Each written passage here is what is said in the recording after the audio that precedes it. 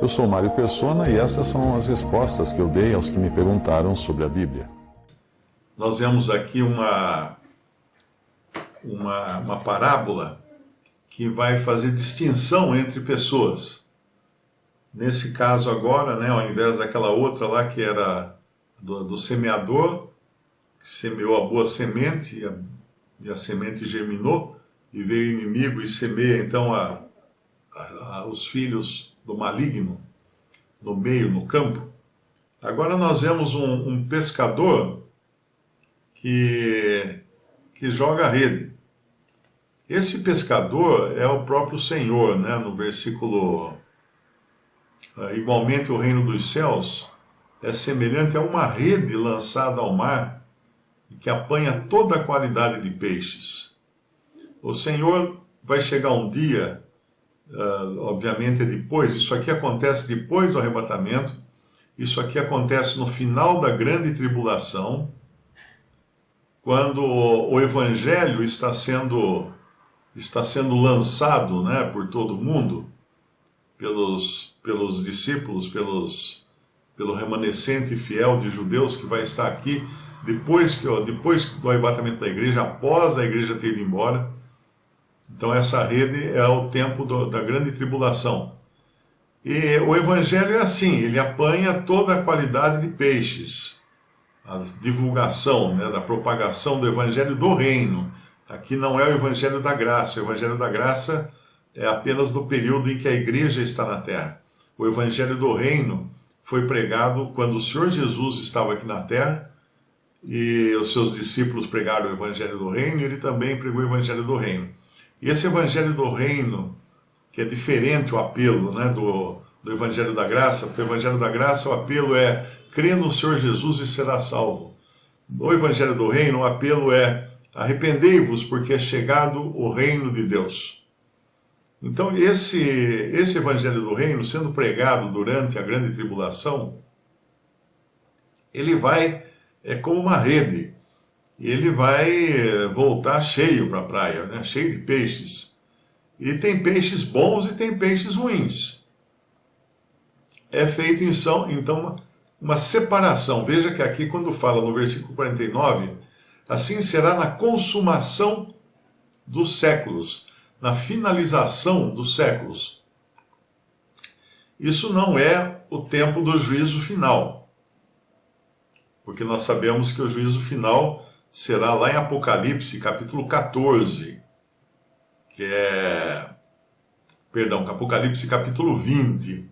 Isso aqui nós estamos vendo, Apocalipse, capítulo 14, versículos 6 e 7, que diz assim: E vi outro anjo voando pelo meio do céu, e tinha o evangelho eterno para proclamar aos que habitam na terra, sobre a terra, e a toda nação, e tribo, e língua, e povo, dizendo com grande voz: Temei a Deus e dai-lhe glória, porque é vinda a hora do seu juízo. Dai aquele que fez o céu e a terra e o mar e as fontes das águas. Isso aqui é na grande tribulação, Apocalipse 14.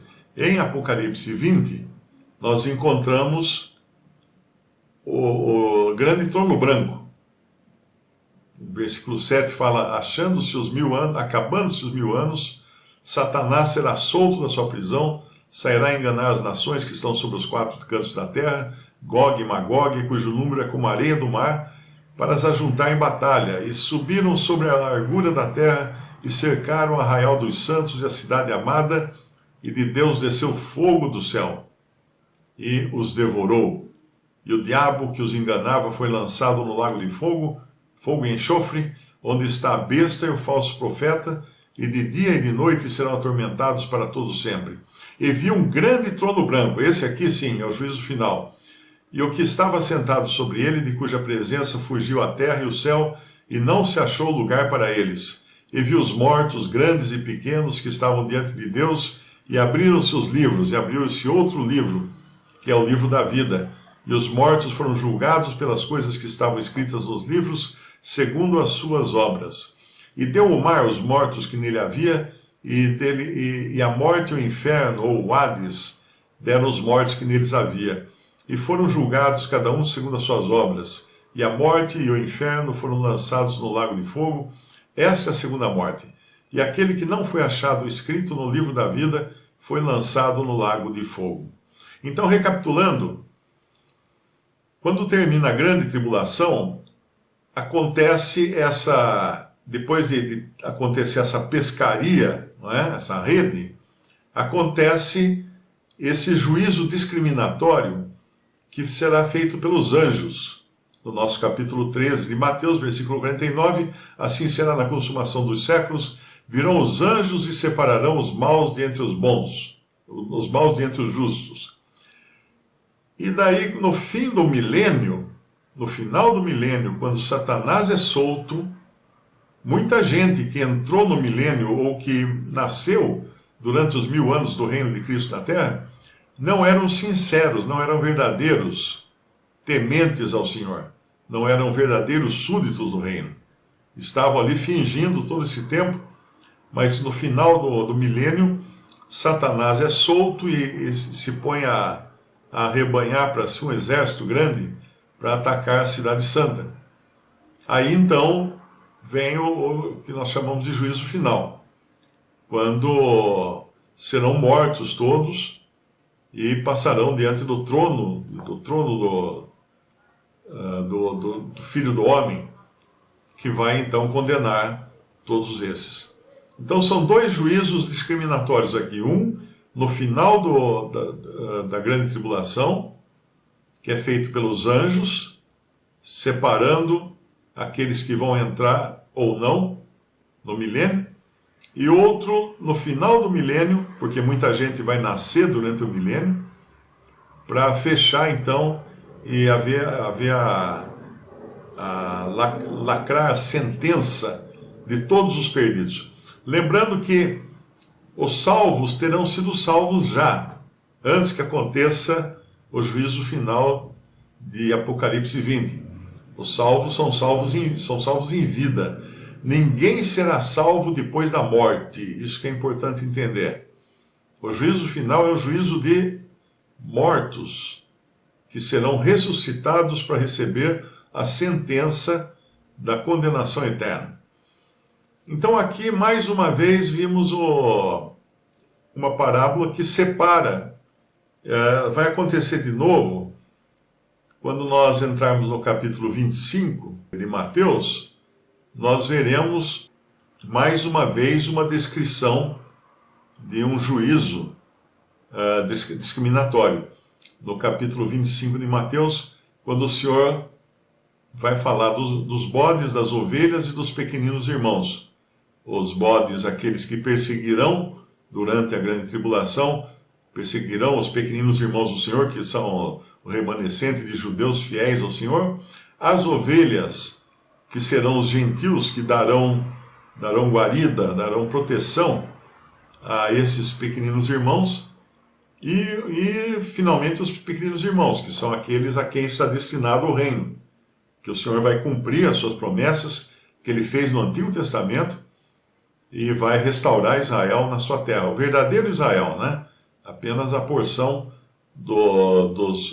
primeiro dos judeus e depois dos israelitas, que irão realmente aceitar o Senhor.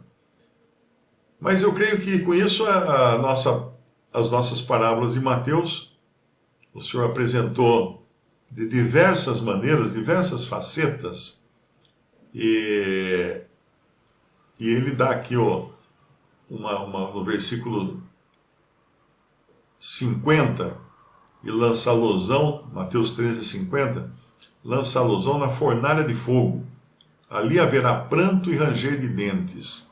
Então, para os que duvidam de uma condenação eterna, é bom ler essas passagens que elas realmente falam de uma condenação eterna. E quando o Senhor pergunta, entendesses todas essas coisas? Disseram eles, sim, Senhor. E Ele diz-lhes, por isso todo escriba instruído acerca do reino dos céus, estou lendo agora o versículo 52, é como um pai de família que tira do seu tesouro coisas novas e coisas velhas.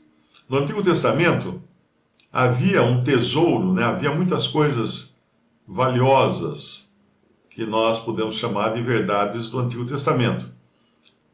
Nas parábolas que o Senhor Jesus conta agora, eles acabam de receber coisas novas, tesouros novos, preciosidades novas. Eles já tinham do Antigo Testamento as preciosidades velhas no tesouro. E agora tem as preciosidades novas, que vão completar, vamos chamar assim, a verdade que foi dada primeiro a Israel e agora depois à igreja, né? Mas nós ainda não estamos no tempo da igreja aqui em Mateus 13. Mas é isso, eu não sei se ficou muito confuso, se é porque eu estou ainda dormindo. Eu não acordei direito, mas eu